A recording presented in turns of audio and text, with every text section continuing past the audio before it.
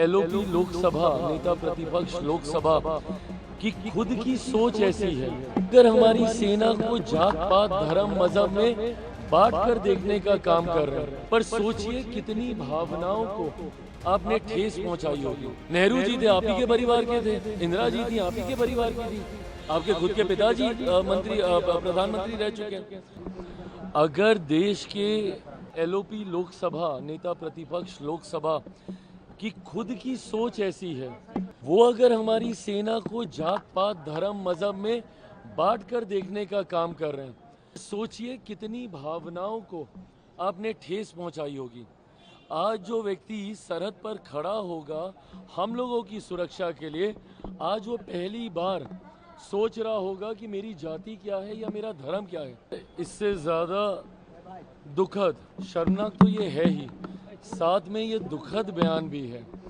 अगर देश के एलओपी लोकसभा नेता प्रतिपक्ष लोकसभा की खुद की सोच ऐसी है, जो कहीं ना कहीं सदन में विपक्ष का नेतृत्व कर रहे हैं, वो अगर हमारी सेना को जात पात धर्म मजहब में बांट कर देखने का काम कर रहे हैं, तो इससे ज़्यादा लोकतंत्र के लिए दुखद और कोई बात नहीं हो सकती।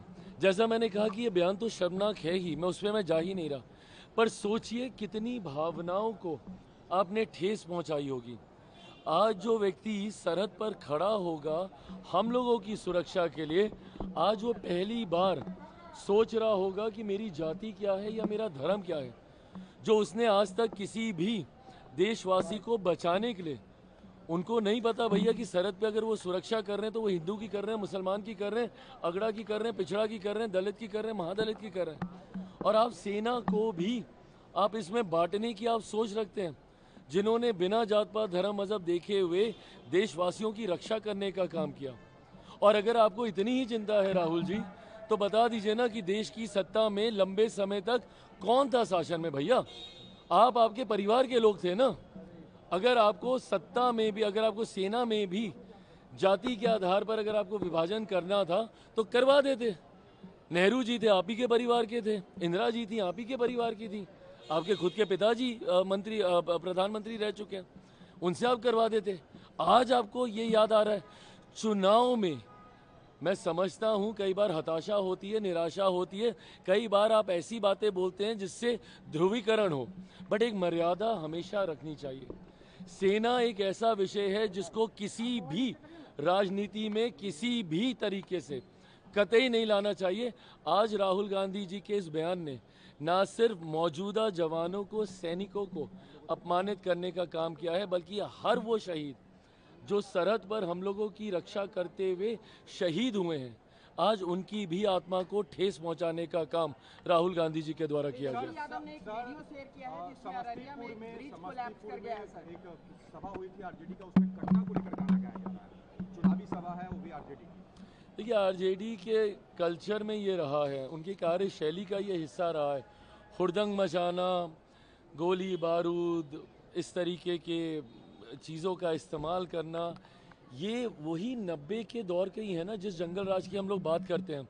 आज भी आप इनकी सभाओं में देखिए किस तरीके से हुड़दंग मचता है, किस तरीके से एक अराजकता का माहौल इनकी सभाओं में रहता है।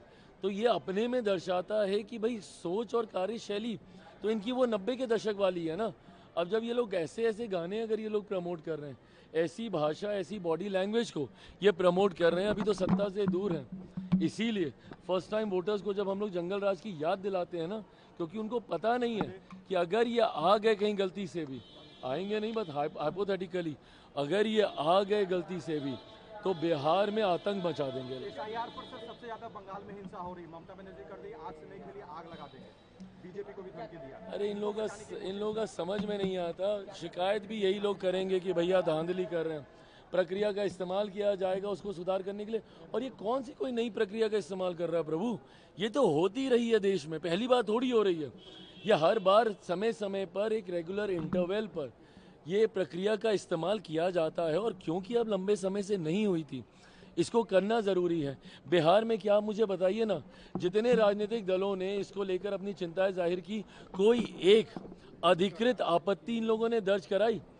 या उन लोगों के जिनके नाम कटे, अगर सही में अगर वो जायज़ होते तो क्या अभी हंगामा नहीं हो रहा होता? कल पहले चरण का मतदान है, सब लोग क्यों नहीं यहाँ के धरने पर बैठ गए? सब लोगों ने क्यों नहीं उसको लेके विवाद खड़ा कर दिया? भाई एक सामान्य प्रक्रिया का इस्तेमाल किया जा रहा है और ढंग से किया जा रहा है। एक बात तय है, एक बात सुनिश्चित है, और इसके लिए मेरी सरकार प्रतिबद्ध है कि किसी भी घुसपैठिए को जो भारत का नागरिक नहीं है, किसी भी कीमत पर उसको भारत के सबसे बड़े अधिकार मताधिकार का दुरुपयोग कतई नहीं करने दिया जाए।